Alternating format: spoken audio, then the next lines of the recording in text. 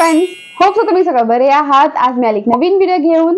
तर फ्रेंड्स, आजच्या या व्हिडिओमध्ये तुम्हा सर्वांचा खूप खूप स्वागत आहे। आजच्या व्हिडिओचा टॉपिक आहे आपला ETF।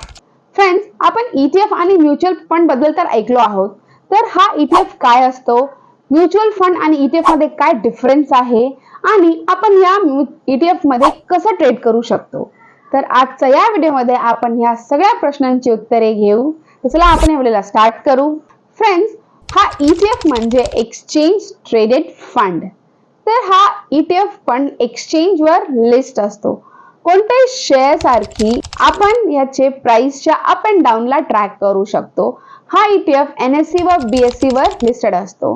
आपण लाईव्ह मार्केट मध्ये याच्या प्राइसला ट्रॅक करू शकतो।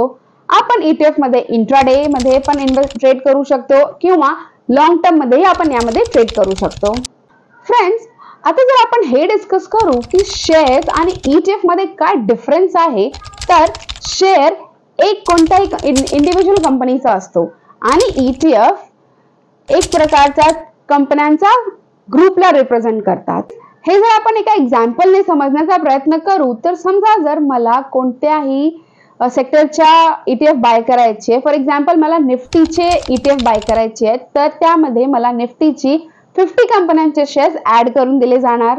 जर मला फार्मा कंपनीचा कोणता ETF बाय करायचे, तर त्या मला फार्मा सेक्टरच्या सगळ्या कंपन्यांचे ETF ऍड करून दिले जाणार। आणि जर मला गोल्ड सेक्टरचा कोणता ETF बाय करायचे, तर त्यामध्ये गोल्ड सेक्टरचे कंपन्यांचे ETF ला ऍड करून दिले जाणार। आणि जसजसं हे फार्मा सेक्टर, निफ्टी आणि गोल्ड सेक्टर परफॉर्म करणार, तसंच त्यांचा ETF ही परफॉर्म करणार। जर तो वर गेला तर ETF ही वर जाणार आणि जर तो खाली आला की ETF ही खाली येणार। तर अशा प्रकारे आपण वेगवेगळ्या सेक्टर वाईज ETF ला बाय करू शकतो। तर फ्रेंड्स, जेव्हा आपण हे पाहू की म्युच्युअल फंड आणि ETF मध्ये काय डिफरन्स आहेत, तर म्युच्युअल फंड मध्ये जेव्हा आपण आपले पैसे इन्व्हेस्ट करतो, तेव्हा त्या म्युच्युअल फंडचे फंड मॅनेजर असतात। ते त्यांचे फील्डचे एक्सपर्ट असतात आणि त्यांना सगळे फील्डची नॉलेज असते। तर त्या काय करतात की त्यांची चांगली रिसर्च करून आमचे पैसे सेक्टर वाईज किंवा प्रोजेक्ट वाईज इन्व्हेस्ट करतात। पण ETF मध्ये असं नसतं। ETF मध्ये कोणत्याही फंड मॅनेजर नसतो। इथे आपल्यालाच एक्सचेंज वर ETF ची बाइंग आणि सेलिंग करायची असते। इथे आपण डेली बेसिस वर मार्केट आवर्स मध्ये प्राइसची अप अँड डाऊन ला ट्रॅक करू शकतो। म्हणजे मार्केट आवर्स मध्ये आपण ETF वर गेला की खाली आला हे ट्रॅक करू शकतो। ETF ला बाय करणे किंवा ETF मध्ये ट्रेडिंग करणे खूप सोपे आहे। एंजलवनच्या ऍप वर आपण खूप इझिली ETF ची बाइंग आणि सेलिंग करू शकतो। हे आपण कसं करायचं, यासाठी आपण जाऊ एंजलवनच्या मोबाईल ऍप्लिकेशन। इथे लॉग इन केल्यावर आपण रिडायरेक्ट होऊन जाणार एंजलवनच्या होम पेज वर। इथे आपण आहोत स्टॉक्सच्या पेजवर। त्याला जर आपण अजून थोडा स्क्रोल केला तर आपल्याला इथे दिसेल IPO, त्याच्या बाजूला इथे दिसेल ETF। आपण यावर टॅप करायचं। यावर टॅप केला की आपल्या समोर ETF पेज आलाय आणि इथे जर आपण बघू तर इथे त्याच्या खाली आपण बघू शकतो ETF ची कॅटेगरीज। तर इथे आहे equity, sector, smart beta, global, gold and silver आणि डेट्स। खाली आपण व्ह्यू ऑल ETFs केला तर आपण सगळे ETFs बघू शकतो। इथे आपण कॅटेगरी वाईज ETFs ला सॉर्ट करू शकतो। मी इथे इक्विटीवर टॅप करते। यावर टॅप केला की आपण इथे इक्विटी सेक्टरचे ETFs बघू शकतो। इथे जर आपण बघू तर ICICI B22 म्हणजे भारत 22 ETF यांच्या 1 इयरचा जो रिटर्न आहे तो आहे 70.09% चा असं शो करत आहे। आपण यावर टॅप करू। यावर टॅप केला की इथे आपण यांचे 1 month, 3 month, 6 month, 1 year, 3 year, 5 years चे रिटर्न्स बघू शकतो। खाली आपण बघू तर ETF ची ऍक्टिव्हिटी इथे आहे। बाइंग झाले 76% आणि सेलिंग आहे 24%। त्याच्या खाली आपण इथे यांचे चार्ट्स बघू शकतो। त्यासाठी आपल्याला इथे चार्ट्स वर टॅप करायचं। यावर टॅप केलं की आपल्या समोर यांचा चार्ट पण ओपन झाला आहे। यामध्ये आपण यांची लास्ट क्लोज बघू तर तो आहे 106.99 ची। त्याच्या खाली इथे फंड्स अबाउट इन्फॉर्मेशन दिली आहे। त्याचं नाव, फाउंडेड इयर, रिस्क, यांचे मॅनेजर कोण आहेत ते दिले आहेत। त्याच्या खाली इथे आपण यांची स्टॉक्स अँड वेटेज बघू शकतो। यांची टॉप होल्डिंग्स आणि पर्सेंटेज ऑफ असेट्स ITC मध्ये किती आहे, LT, NTPC, power grid, axis bank, others. त्याच्या खाली व्ह्यू ऑल केला तर आपण इथे यांची होल्डिंग्स बघू शकतो।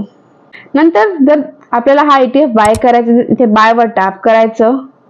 बाय वर टॅप केला की आपल्याला इथे सिलेक्ट ऑर्डर टाईप दिसेल. आपण वन टाइम इथे याला बाय करू शकतो किंवा SIP करू शकतो. आपण वन टाइम जर केला तर इथे आपल्या समोर यांच्या असं एक पेज आलं, जिथे आपल्याला डिलिव्हरी, इंट्राडे किंवा पे लेटर मधून सिलेक्ट करायचं. मी इथे इंट्राडे सिलेक्ट करते. नंतर नंबर ऑफ शेअर्स टाकायचे. इथे मॅक्झिमम क्वांटिटी 46 आहे. मी इथे 1 टाईप केलाय. त्याचे प्राइस आहे 106.97. लिमिट किंवा मार्केट ऑर्डर मधून सिलेक्ट करायचं. तर मी सिलेक्ट केलंय लिमिट.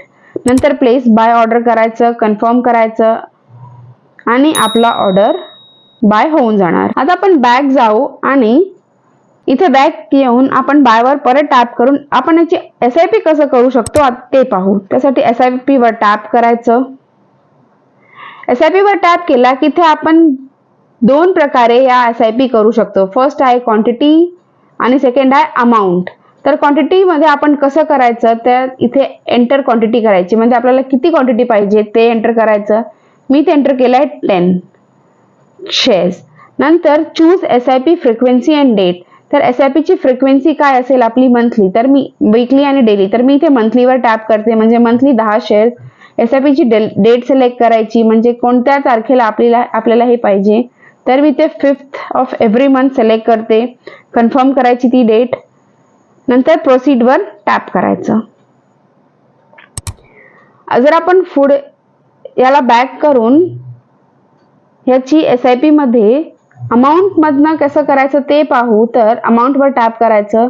नंतर SIP enter stock SIP amount करायची. तर मी इथे करते 500. परत आपल्याला SIP ची फ्रिक्वेन्सी आणि डेट सिलेक्ट करायची. तर मी मंथली सिलेक्ट करते आणि डेट परत मी 5 सिलेक्ट करते. डेटला कन्फर्म करायचं. नंतर प्रोसीड वर टॅप करायचं. यावर टॅप केला की आपल्या समोर आपले सगळे डिटेल्स जे आपण टाकले आहेत ते आपल्याला दिसेल. नंतर जर आपल्याला हा ऑर्डर एडिट करायचं तर एडिट वर टॅप करायचं किंवा कन्फर्म करायची तर कन्फर्म वर टॅप करायचं. कन्फर्म केला की आपला स्टॉक SIP सक्सेसफुली क्रिएट होऊन जाणार. इथे तुमचं एंजल फंड सोबत तुमची जर्नी स्टार्ट करण्यासाठी सिम्पली टॅप करा अकाउंट ऑप्शनवर आणि तुम्ही ते ऍड फंडही करू शकता. हा व्हिडिओ फक्त एज्युकेशन पर्पज साठी आहे. जर व्हिडिओ आवडला व्हिडिओला लाईक करा, चॅनलला सबस्क्राईब करा. थँक्यू.